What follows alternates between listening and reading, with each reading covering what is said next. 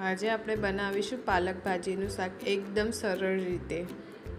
હવે આપણે એક કઢાઈ લઈ લઈશું, તેમાં તેલ ગરમ કરી લઈશું, ત્યારબાદ જીરું, હિંગ એડ કરીને ત્યારબાદ ડુંગળી, ટામેટાં, લસણ અને મરચાંને બારીક કાપીને સરસ રીતે તેને શેકી લઈશું તેલમાં।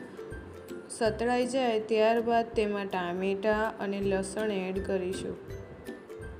તમે જોઈ શકો છો કે સરસ રીતે લાલ થવા લાગ્યું છે। ત્યારબાદ મેં મીઠું એડ કર્યું છે, ત્યારબાદ ધાણા પાવડર, હળદર પાવડર અને મરચું પાવડર એડ કર્યું છે। તમે બધું તમારા સ્વાદ અનુસાર એડ કરી શકો છો। હવે મિક્સ કર્યા બાદ જે સમારેલું પાલક છે તે એડ કરીશું। એડ કર્યા બાદ તેને મિક્સ કરી સરસ રીતે 5-10 મિનિટ સુધી ચડવા દઈશું। ત્યાર એક વાટકી તેમાં બેસન એડ કરીશું, તેને પણ મિક્સ કરી લઈશું અને તમે જોઈ શકો છો કે આપણું શાક સરસ રીતે ચડી ગયું છે।